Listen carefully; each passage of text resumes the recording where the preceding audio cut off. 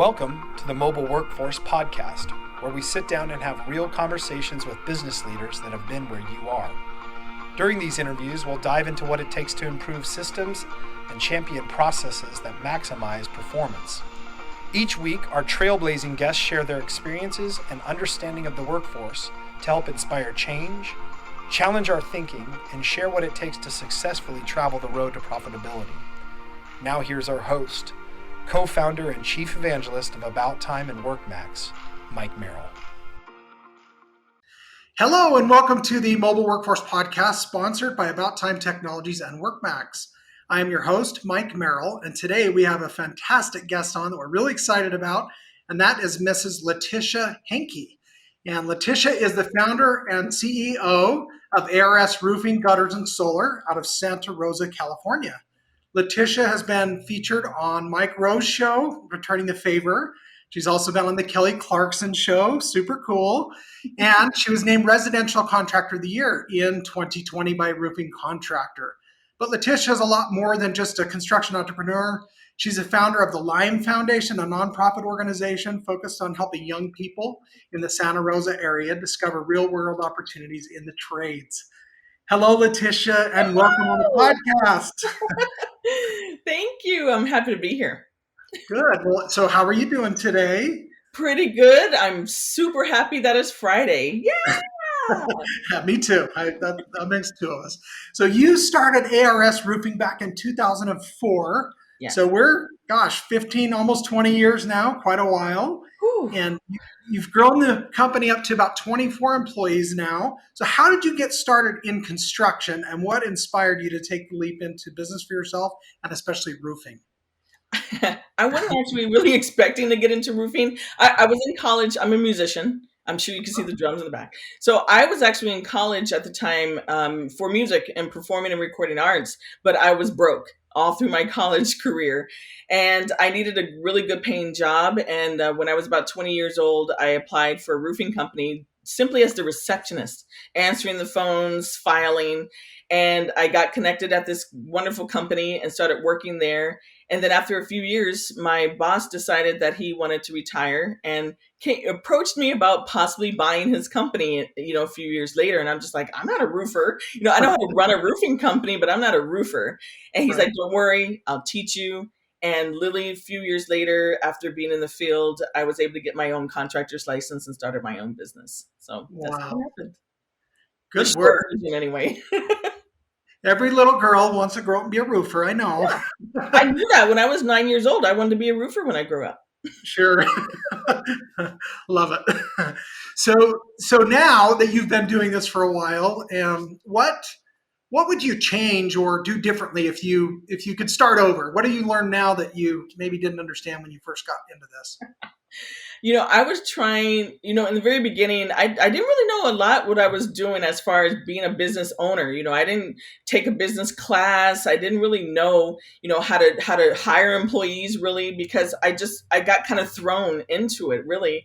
So in the beginning, I feel that if I had taken a few more business classes, learned a little bit more about finances, profit and loss, I learned all that later on in life when I'm just like broke. And then I finally, started learning a little bit more with my accountant about how to read my numbers, how to be able to do my job costing. And that helped me so much. So finance, learning a little bit about the numbers early on, I think that would have definitely helped me, be in a better position years later. Yeah, I love that answer. I hear that a lot. That's the biggest challenge. We're blue collar people in the construction industry. And so the business side is often where maybe the gap could be. That's right. So speaking of that, kind of leads into my next question. If you were going to give advice to somebody who's listening that may have interest in starting their own business, or maybe they're newly started, what are, aside from finance and job costing, what are some other tips that you would give those folks? Don't start with your own money. I mean, I remember when I owned my house at the time when I first started, and I took a loan out on the house so I could have the money to, get into there. And I'm just like, oh my goodness, what am I doing? And then the market like crashed and it was just crazy. And I'm just like, I'm going to lose all my money. And so, I recommend, and I even tell a lot of people now when I talk to them about starting a business is, there are different grants available out there for starting, a small business. And then there's other programs like Small Business Administration, the SBA loan, which is what I got to actually start my company. So, it's great to have that opportunity to actually have some seed money to start off with. So that way you can have a little bit of cushion, because that cushion becomes very important. Love that. Yeah, construction's definitely not for the faint of heart. So Yeah. I feel your pain. I actually grew up in construction, had a construction business for over a decade also before I helped start our software company. So definitely know the bumps and bruises that you can take along the way. That's correct. Ups and downs. So also, you don't fit the typical profile of a roofing contractor. I've been to tons of roofing conventions and a little bit different packaging. So what can you tell us about that? When I first got into roofing, I was well, I don't know any other African American roofers at this time, especially here in California.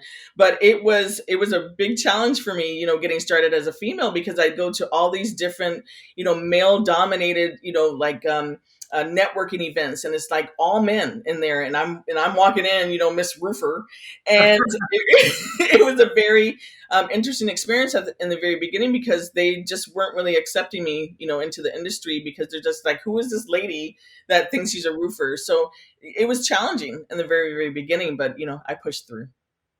Good for you. Yeah, I was doing a little research and I did come up with some statistics. One of the stats was that only 10% of the people working in construction comprised of women. Yep.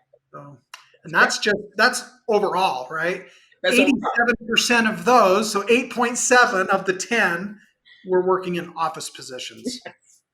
And then only 2.5 were tradespeople. So that's right. Yeah, and 3% of are roofers. Oh, really? Oh. and then I don't even know what the percentage of African American roofers. I haven't even made it that far to research to see how many are actually women of color that are in this industry as well. So that's a whole nother set of numbers. Yeah, right. And kudos to you for pushing through whatever those barriers may have been or may Thank still you. be. Obviously, you're thriving, which is fantastic. Yes, feels good. You have such a positive energy and a vibe and just a fantastic smile, and I could feel your energy even through the monitor here. So I appreciate that. Thank you. I'm excited to be here. Just talking about it makes me really happy. I could tell. So even within that, so one other statistic that was interesting that I'd like to drill down on a little bit is only 13% of ownership in construction are women. So what can you tell us about that number and what's been interesting to you in that experience?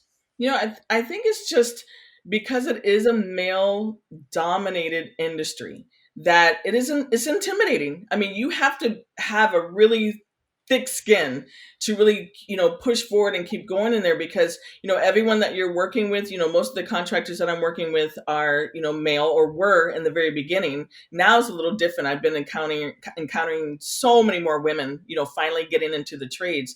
But in the beginning, it's just very intimidating. So, if you're not ready for that or prepared for that, I had really great mentors that, were women that were in other construction or other industries like property management, but that's really, male dominated as well. And those mentors helped me to just prepare myself for it. And they said, you're going to get this, this, this, and this. Just ignore it and keep going. And I just always listened to that advice that they gave me, and I ignored it and kept going. So that's what got me through. But some women, and people in general, just, if they can't handle that extra pressure, it just makes it that much harder for them to focus on, what needs to get done. And I just focused. I stayed focused through the whole thing. And that's why we're where we are today. So it's been great. Oh, I love that. And I love that you mentioned mentors, because I know that I hear that a lot. That's a critical piece. What would you say about the mentors that helped you through that journey? It was just that they've been through it, so they were able to really kind of prepare me for it. And I have business coaches as well. I mean, I couldn't get through I couldn't be doing what I'm doing today without really great coaches. They're both females that have just really gotten me. Even my therapist, I'm like, I have a life coach, a therapist, and a business coach, and they just really get me through that day to day and just keep me very, very focused. So that's definitely something I definitely recommend, is that, if you're going to start a business or get into this kind of industry, you need someone that's going to help hold you accountable, number one, but also someone that you're going to be able to talk to when those times get really rough, because you have peaks and valleys. So just remember that there's always those peaks and valleys. Yeah, I love that you mentioned that. I know Yeah. when we look into even the professional sports arena or other areas, everybody has a coach. The best people in the world have that third person perspective that can help guide and direct. And I love that you're tapping into that, even in business. Yes, for sure.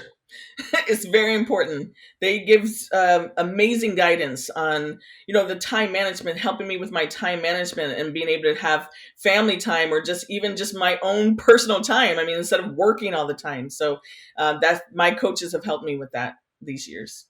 Yeah, as an entrepreneur, it's a slippery slope, right? You're working all the time. You're like, well, my son is 18, and I'm just like, oh wait, weren't you just a baby yesterday? And Yeah, it's don't just worry. because time just went by, so fast. And when you're working a lot, it's just like, oh wow, before you know it, your kid is 18 years old. So it's crazy. Yeah. As an entrepreneur, the business will gladly take any minute you'll give it. No question Yep, about it. that's correct.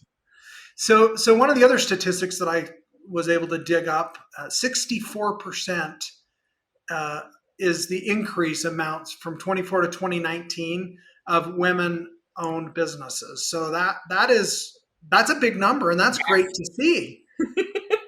Are you witnessing more of that? Are you seeing that in your peer groups or among the associations you're involved in? Oh, yes, yes, yes. And it's so wonderful because I felt so alone. Like, this was 17 years ago when I first Wow. started my own company. And I felt so alone. The women that I would see at these networking events, they were usually the office manager, just like your statistics said. They were the office managers or the receptionists of those construction companies, but they weren't actually the contractors. So it was hard for me to really be able to connect. And so definitely over the last 10 years for sure, so many more women contractors getting into restoration and painting and just all these grueling type, industries in the field. And I immediately gravitated right to them, and we connect with each other and talk about, all the things that we sometimes can't talk about to the males, and can relate, we can relate to each other and really have that, we can rely on each other and help each other through those hard times. And I've just been seeing so many more women, and I'm trying to get more women too into construction as well. So it's important. I love that. There's this common theme I keep hearing, and that is networking and other people and associating and comparing notes, helping. Yes. How important has Yeah. that been? It's been great because I couldn't do this alone. If I attempted to do this alone, I would have been gone a long time ago.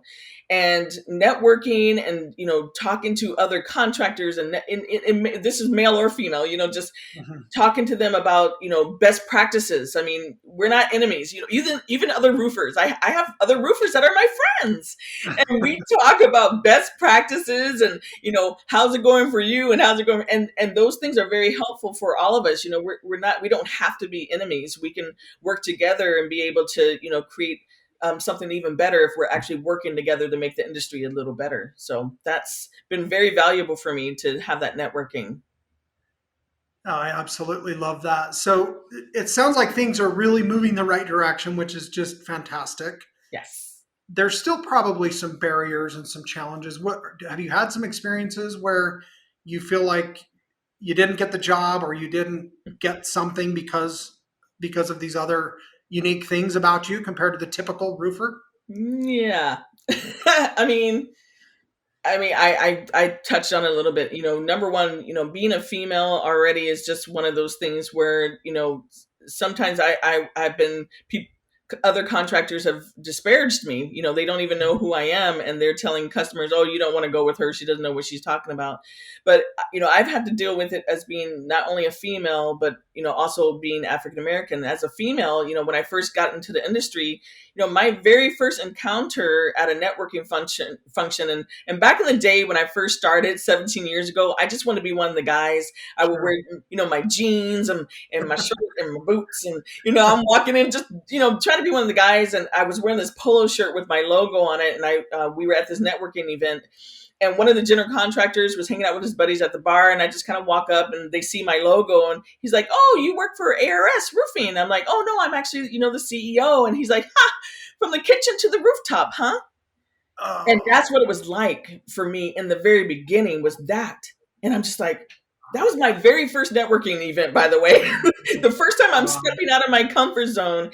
But being Black has also, experiencing the racism part of it, customers that don't want to shake my hand. I used to hide a lot in the very beginning. I would, sign my name L.R. Hanke, so they would think that I'm a man. I didn't have my face on anything. And I remember a couple that I encountered. I went to their home, to sign the contract. They didn't know I was Black, and the wife just like jumps when she answers the door. And I'm about to come in, and her husband comes over, and I'm just like, "Hey, great to see you." And I put my hand out, and he looks down at my hand, looks back at me, and down at my hand again, and he walked away.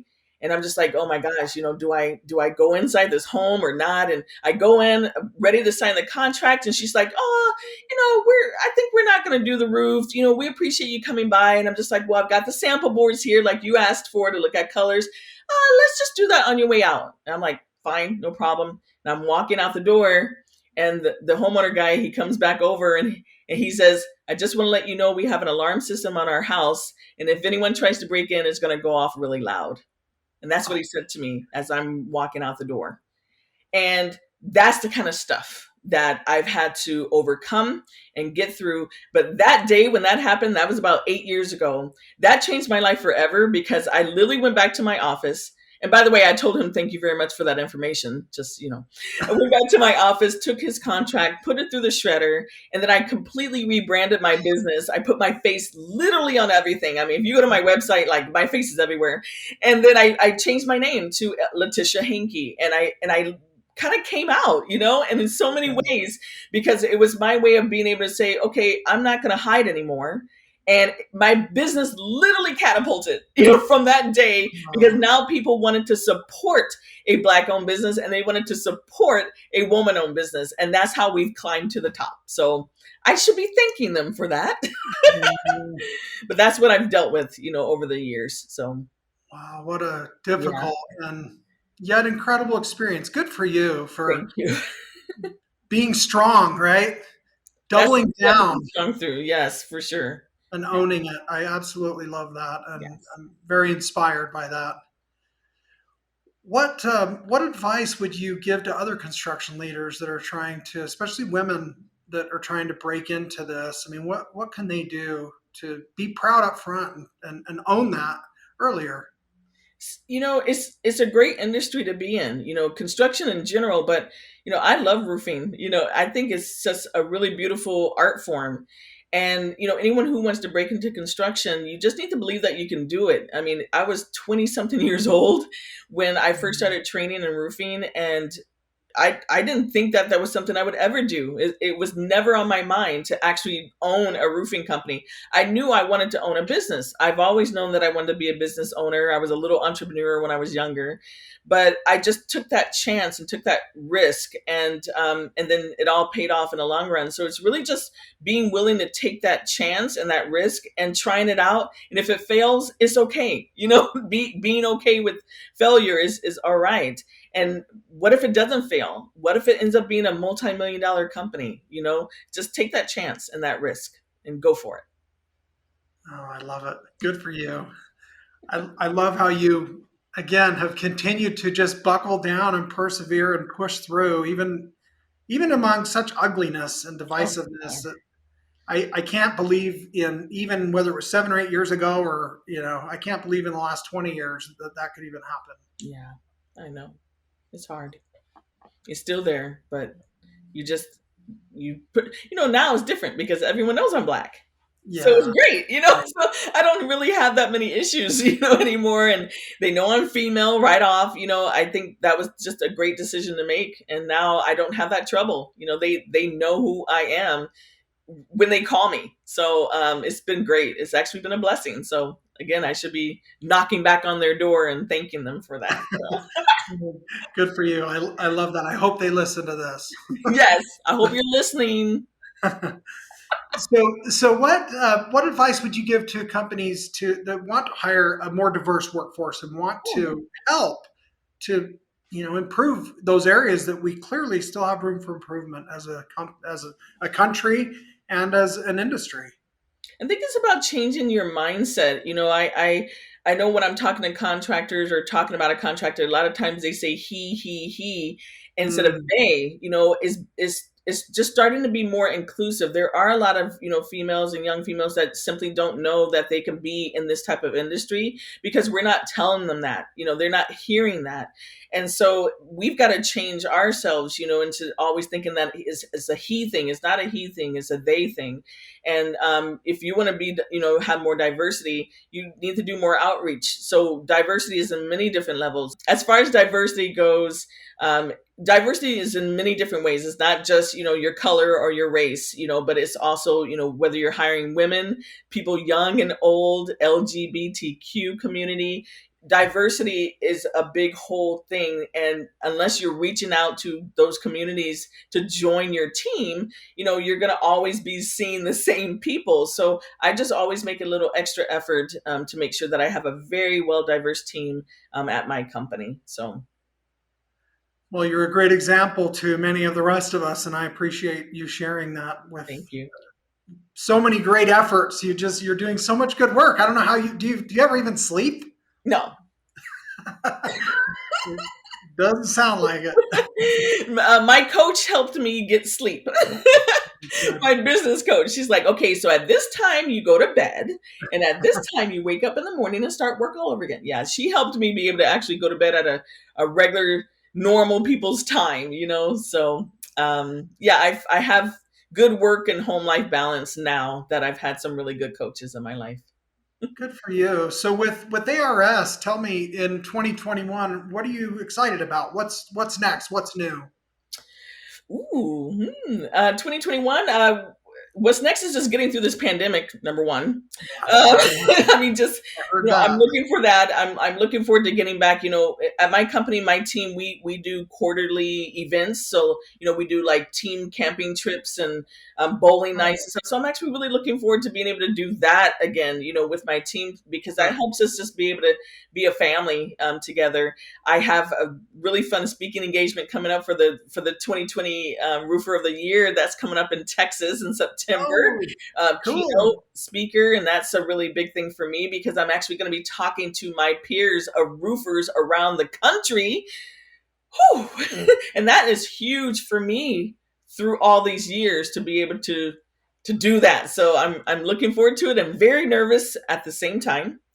Wow. And yeah, just getting, like I said, just getting through this year is going to be a really great thing and definitely a goal of mine. So yeah, lots of good stuff happening this year, though. That's exciting. We actually, this is ironic, but I was on with our marketing director earlier this morning. We are just signing up for that same event, so I'm planning on speaking as well. So I'll get to, Well, I will see you there. maybe I can give you a post-COVID hug. We'll see. That would be so exciting. I do miss hugs. I miss hugs. Yeah, me too. I'm a hugger. I'm sure the contractors are like, wait, she's hugging me. What's happening? Right. So I you're a don't want to hugger, do a a handshake, roofer. I see in the back you're also a drummer. It looks like, or somebody is. What's the deal with that? Yes, I come from a long line of musicians in my family. I mean, literally, since I was 9. I've been playing drums since I was 9. I started off playing the trumpet when I was 7, piano since I was 12. It's definitely my way of getting away. The stress that I endure on a daily basis, my getaway is writing music. Being able to I play my drums at church. And I've been, growing up in the church playing the drums since I was really young. So it's definitely something that I love to do. And music is a big part of my heart. So Wow, that's awesome. So is that the set that Mike Rowe gave to you that I I saw? know the set that Mike Rowe gave to me is actually at the church still because it's Oh, huge. oh, It's a huge kit, and I can't fit it in this little room. This is my practice kit, but no, I left it there at the church where he presented them to me, so I get to play them when I'm there. So it was a huge surprise. Mike really just made my day. It was a great thing that happened. yeah, that was a tearjerker to watch. Actually, I Oh, enjoyed watching that too. oh, So I cry still. So every time I hand one of my students, the tools, because at the end you saw all those tools that he gave to us, yes, and now we get to give them to like our students from our academy, and it's just I cry every time. So yeah, it's definitely one of my yeah, favorite. yeah, it's awesome. It's a DeWalt toolkit, and it looked, if I remember right, it was Yep. about $65,000 worth of tools that he donated to your school. Yep. And, And now they're not having to spend, $500, $600, for tools. And it's been really great. So that's oh, fantastic. Love to hear that. thank you. Well, so kind of wrapping up the conversation side of things, I wanted to ask you a few more personal questions. Oh, Um, sure. Nothing too crazy. Okay. So in your life, your work life balance, whatever it is, what's been one of the key differentiators that's helped you find success? I feel like you're successful. What What do you think? Well, prayer. Pray- Okay. I mean, prayer has gotten me through some of the worst, and the best times of my life through this career. But again, earlier I mentioned just I know I said it already, but it's really been all of my mentors. It's been having someone to speak to and talk to about the business part and the life part. And figuring out how to be able to have that fun and persevere through the best and the worst times. I mean, here where I live in Santa Rosa, we've had so many fires, so many Mhm. huge fires, and just, different opportunities for us to like not persevere through it. And yet we kept getting through it, and my mentors and my coaches have really helped me be able to stay focused. It's just about staying focused and having your mind on the prize. And for me, it's just being able to keep my employees working and helping them take care of their families. And so that's been the greatest thing that I can say right now is just being able to have my prayer nights and talking and listening and implementing the things that my coaches tell me to do. So that's been definitely my saving grace. Good for you. I'm a person of faith, and prayer is very helpful Yes, and necessary for me too. So yes, I yes. appreciate you sharing that. And really, I mean, again, being honest, you don't think of, oh, the roofer, what a blessing in my life. But when your roof's leaking and somebody comes to fix it so you can get Yes, back to normalcy, right? that is Or correct. fires, or I mean, my goodness, Exactly, people exactly. can't go back home. Windstorms. I mean, the list goes on. Yes, I mean we come to their rescue, and we're there to take care of them and keep them. I say safe and dry, and that's literally what we do. So yeah, we're a very important part of construction, keeping that roof over their heads, right? Yeah, good for you. Well, so speaking of also another, I guess question that I like to ask everybody is, what is Letitia's superpower? Super. Yeah, when you put your cape on, Oh my gosh. No, I think it's my passion. I have to say it's just I have passion for life, passion for people. That's really I think no, for sure that's the thing that keeps me going. If you're going to call that my superpower, it's just I genuinely care for others and want to see others succeed. I've had people that have come to my rescue and have passion to help me through my hard times, and I just like to pay that forward. And I think that's really one of the, if you ask my friends and family, they would say that my passion is definitely I would say my superpower, because it's what keeps me going and making sure that I can always help others whenever I can. So yeah, I would say that. well, You clearly have a kind heart to plug that passion into, because that shows also. Thank you very much. All right. So to wrap up, what would you hope that the listeners come away with in our conversation today? I've said a lot of stuff. You did. Um, I would. I think the one thing is, and I may have mentioned it earlier, is just don't be afraid to take chances. Um, in my life, the risks and the chances that I've taken to just try it, to give it a shot. What's the worst that could happen?